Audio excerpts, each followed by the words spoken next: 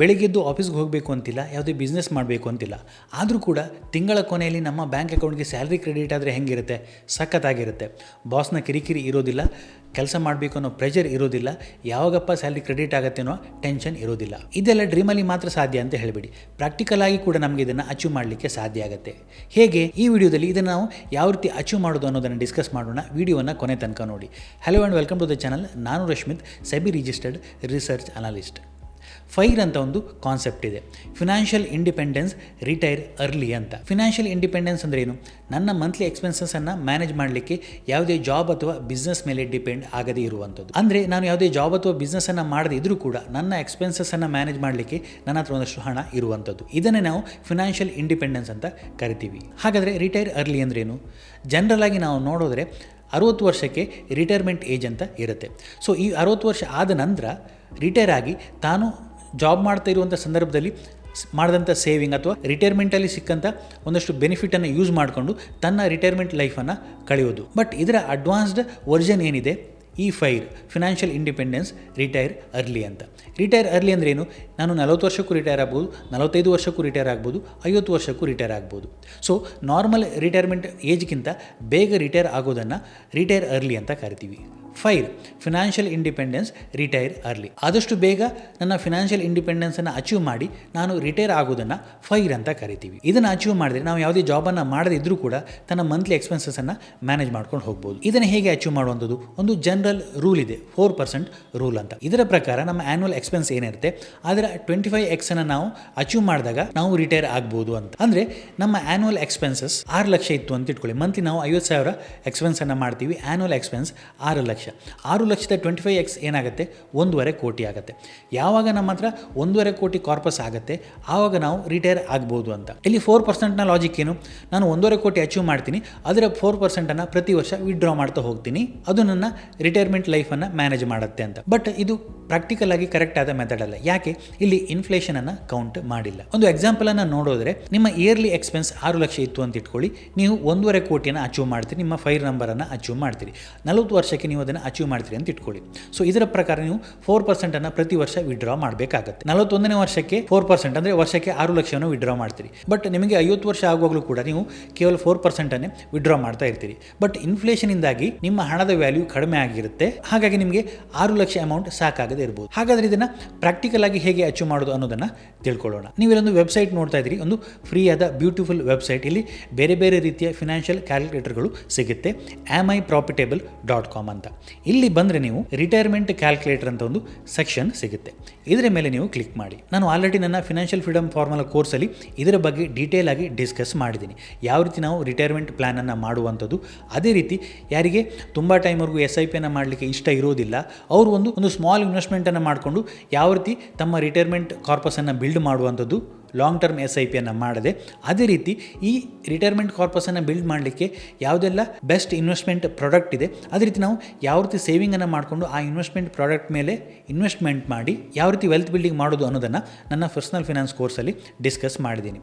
ಅದರ ಬಗ್ಗೆ ಡೀಟೇಲ್ಸ್ ಬೇಕು ಅಂತ ಹೇಳಿದರೆ ಡಿಸ್ಕ್ರಿಪ್ಷನಲ್ಲಿ ಚೆಕ್ ಮಾಡಿ, ಅಲ್ಲಿ ನೀವು ವೆಲ್ತ್ ಬಿಲ್ಡಿಂಗನ್ನು ಕಲಿಬೋದು. ಸೊ ಈ ಫ್ರೀ ಕ್ಯಾಲ್ಕುಲೇಟರ್ ನಾವು ಯಾವ ರೀತಿ ಯೂಸ್ ಮಾಡೋದು ಅಂತ ನೋಡೋದಾದರೆ, ಇಲ್ಲಿ USD ಅದೇ ರೀತಿ INR ಅಂತಿದೆ, ನಾವು INR ಸೆಲೆಕ್ಟ್ ಮಾಡ್ತೀನಿ. ಅದೇ ರೀತಿ ಶೋ ಫೀಲ್ಡ್ ಡೀಟೇಲ್ ಅಂತಿದೆ, ಅದನ್ನು ಕೂಡ ಕ್ಲಿಕ್ ಮಾಡ್ತೀನಿ.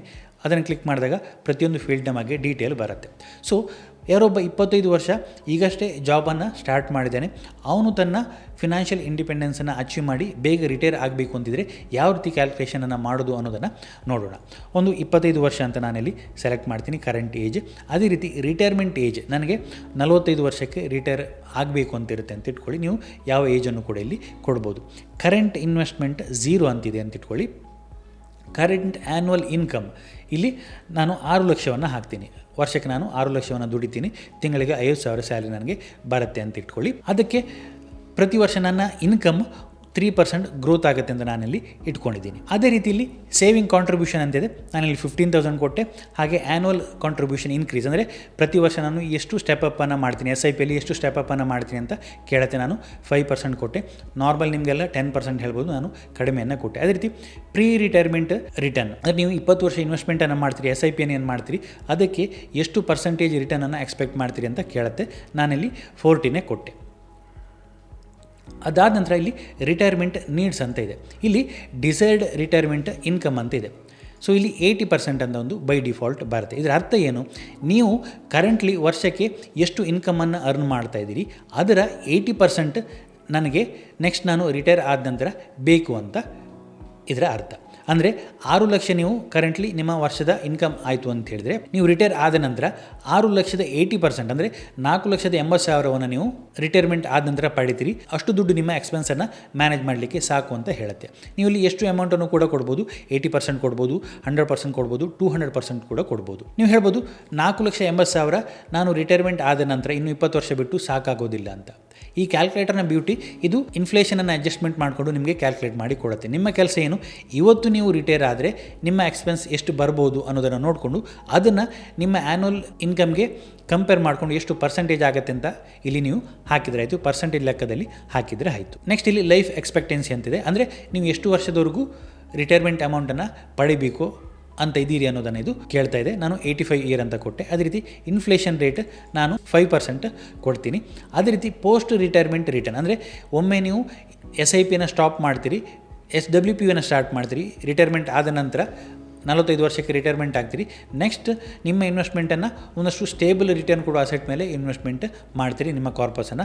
ಅಲ್ಲಿ ನೀವು ಎಷ್ಟು ರಿಟರ್ನನ್ನು ಎಕ್ಸ್ಪೆಕ್ಟ್ ಮಾಡ್ತೀರಿ ಅಂತ ಕೇಳುತ್ತೆ. ನಾನಿಲ್ಲಿ 9% ಕೊಡ್ತೀನಿ. ಅದಾದ ನಂತರ ಕ್ಯಾಲ್ಕುಲೇಟ್ ಮೈ ರಿಟೈರ್ಮೆಂಟ್ ಅಂತ ಇಲ್ಲಿ ನೀವು ಕೊಡಿ. ಈಗ ಇಲ್ಲಿ ನೀವು ನೋಡ್ಬೋದು retirement corpus at the age of 45 ಅಂದರೆ ನೀವು 45 ವರ್ಷ ಆಗುವಾಗ ರಿಟೈರ್ಮೆಂಟ್ ತಗೊಳ್ಳುವಾಗ 2,61,00,000 ನಿಮ್ಮ ಹತ್ರ ಇರುತ್ತೆ. ಅದೇ ರೀತಿ 85 ವರ್ಷ ಆಗುವಾಗ 4,52,00,000 ಇರುತ್ತೆ.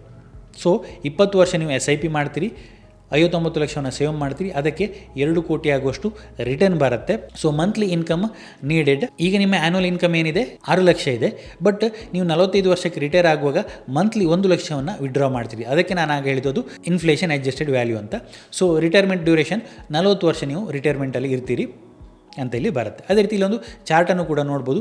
ಫಸ್ಟ್ 20 ವರ್ಷ ನೀವಿಲ್ಲಿ ಸೇವ್ ಮಾಡ್ತಾ ಹೋಗ್ತೀರಿ, ನೆಕ್ಸ್ಟ್ ಇಲ್ಲಿ ವಿಡ್ರಾ ಮಾಡ್ತಾ ಹೋಗ್ತೀರಿ. ಸೊ ವಿಡ್ರಾ ಮಾಡ್ತಾ ಹೋಗ್ತಿರುವಂಥ ಸಂದರ್ಭದಲ್ಲಿ ಯಾವ ರೀತಿ ನಿಮ್ಮ ಅಮೌಂಟ್ ಗ್ರೋ ಆಯಿತು, ಅದೇ ರೀತಿ ಕಡಿಮೆ ಆಗ್ತಾ ಬಂತು ಅಂತ ಇಲ್ಲಿ ತೋರುತ್ತೆ. ಇಲ್ಲಿ ನೀವು ಕೆಳಗಡೆ ಚಾರ್ಟ್ಗೆ ಬಂದರೆ 45 ವರ್ಷ ಆಗುವಾಗ ನಿಮ್ಮ ಹತ್ರ ಇಷ್ಟು ಕಾರ್ಪಸ್ ಇತ್ತು. ನೆಕ್ಸ್ಟ್ ಇಲ್ಲಿ ಪ್ರತಿ ವರ್ಷ 12 ಲಕ್ಷ ವಿಡ್ರಾ ಆಗ್ತಾ ಬರುತ್ತೆ. ಅದೇ ರೀತಿ ಪೋರ್ಟ್ಫೋಲಿಯೋ ವ್ಯಾಲ್ಯೂ ಎಷ್ಟು ಇತ್ತು ಆ ವರ್ಷ ಅಂತ ಬರುತ್ತೆ. ಇಲ್ಲಿ ನಾವು ನೋಡ್ಬೋದು 46ನೇ ವರ್ಷಕ್ಕೆ 12 ಲಕ್ಷ ವಿಡ್ರಾ ಆಯಿತು, 47ನೇ ವರ್ಷಕ್ಕೆ 13 ಲಕ್ಷ ವಿಡ್ರಾ ಆಯಿತು, 48ನೇ ವರ್ಷಕ್ಕೆ 14 ಲಕ್ಷ ವಿಡ್ರಾ ಆಯಿತು. ಇದು ಪ್ರತಿ ವರ್ಷ ಇನ್ಫ್ಲೇಷನ್ ಅಡ್ಜಸ್ಟೆಡ್ ಆಗಿ ವಿಡ್ರಾ ಆಗ್ತಾ ಬರುತ್ತೆ. ಸೊ ಈ ರೀತಿ ನಾವು ಕ್ಯಾಲ್ಕುಲೇಟನ್ನು ಮಾಡಬೇಕಾಗುತ್ತೆ. ಅದೇ ರೀತಿ ನಾವು ಕೆಳಗಡೆ ಬಂದರೆ 85 ವರ್ಷ ಆಗುವಾಗ 85 ಲ್ಯಾಕ್ ನಾವು ಪ್ರತಿ ವರ್ಷ ವಿಡ್ರಾ ಮಾಡ್ತಾ ಇರ್ತೀವಿ.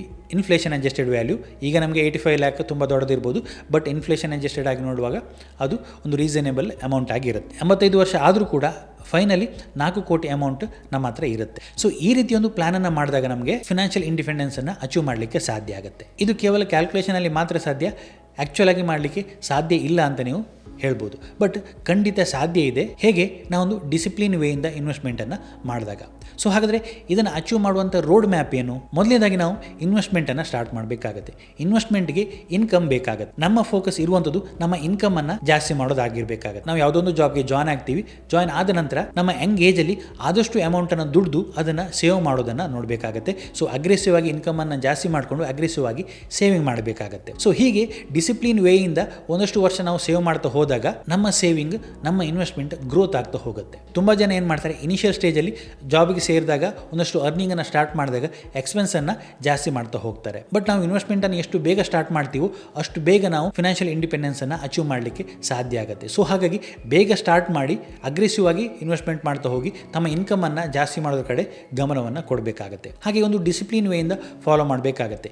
ಇನಿಷಿಯಲಿ ಇದೊಂದು ಬೋರಿಂಗ್ ಕೆಲಸ ಆಗುತ್ತೆ, ನಮಗೇನು ಗ್ರೋತ್ ತೋರೋದಿಲ್ಲ. ಹಾಗಾಗಿ ಕೆಲವರು ಸ್ಟಾರ್ಟ್ ಮಾಡ್ತಾರೆ, ಒಂದು 6 ತಿಂಗಳು 1 ವರ್ಷ ಮಾಡ್ತಾರೆ, ಅಲ್ಲಿಗೆ ಸ್ಟಾಪ್ ಮಾಡ್ತಾರೆ. ಬಟ್ ಹೀಗೆ ಮಾಡಿದರೆ ನಮಗೆ ಫಿನಾನ್ಷಿಯಲ್ ಇಂಡಿಪೆಂಡೆನ್ಸನ್ನು ಅಚೀವ್ ಮಾಡಲಿಕ್ಕೆ ಸಾಧ್ಯ ಆಗೋದಿಲ್ಲ. ಇದನ್ನು ಕಂಟಿನ್ಯೂಸ್ ಆಗಿ ಮಾಡಬೇಕಾಗತ್ತೆ. ಇನಿಷಿಯಲಿ ಏನು ಗ್ರೋತ್ ತೋರದಿದ್ರೂ ಕೂಡ ಅದನ್ನು ನಾವು ಸ್ಟಾಪ್ ಮಾಡಬಾರ್ದು, ಮುಂದುವರಿಸ್ತಾ ಹೋಗಬೇಕಾಗತ್ತೆ. ಸೊ ಹಾಗಾಗಿ ಒಂದು ಡಿಸಿಪ್ಲಿನ್ ವೇಯಿಂದ ಕನ್ಸಿಸ್ಟೆಂಟ್ ಆಗಿ ಇನ್ವೆಸ್ಟ್ಮೆಂಟ್ ಮಾಡ್ತಾ ಹೋದಾಗ ನಾವು ನಮ್ಮ ಫಿನಾನ್ಷಿಯಲ್ ಇಂಡಿಪೆಂಡೆನ್ಸನ್ನು ಅಚೀವ್ ಮಾಡಿ ಬೇಗ ರಿಟೈರ್ಮೆಂಟನ್ನು ಪಡ್ಕೊಂಡು ನಮ್ಮ ಉಳಿದ ಲೈಫನ್ನು ಎಂಜಾಯ್ ಮಾಡ್ಕೊಳ್ಬೋದು. ನಮಗೆ ಇಷ್ಟ ಬಂದ ಕೆಲಸವನ್ನು ಮಾಡಿಕೊಂಡು ನಾವು ಇರ್ಬೋದು. ರಿಟೈರ್ ಅರ್ಲಿ ಅಂದ ತಕ್ಷಣ ಯಾವುದೇ ಕೆಲಸವನ್ನು ಮಾಡಬಾರ್ದು ಅಂತಲ್ಲ, ಬಟ್ ನಮಗೆ ಇಷ್ಟ ಬಂದ ಕೆಲಸವನ್ನು ಮಾಡಿಕೊಂಡು ಯಾವುದೇ ಪ್ರೆಷರ್ ಇಲ್ಲದೆ ಜೀವನವನ್ನು ಮಾಡುವಂಥದ್ದು. ಸೊ ನಿಮ್ಮ ವೆಲ್ತನ್ನು ಬಿಲ್ಡ್ ಮಾಡಬೇಕು ಅಂತಿದ್ರೆ ಫಿನಾನ್ಷಿಯಲ್ ಇಂಡಿಪೆಂಡೆನ್ಸ್ ಕೋರ್ಸನ್ನು ಚೆಕ್ ಮಾಡಿ. ಅದೇ ರೀತಿ ಈಗಷ್ಟೇ ಜಾಬ್ಗೆ ಸೇರಿರುವ ನಿಮ್ಮ ಫ್ರೆಂಡ್ಗೆ ಈ ವಿಡಿಯೋನ ಶೇರ್ ಮಾಡಿ. ಇದೇ ರೀತಿ ಇಂಟ್ರೆಸ್ಟಿಂಗ್ ವಿಡಿಯೋಗಳಿಗಾಗಿ ಫಾಲೋ ಮಾಡಿ. Thank you.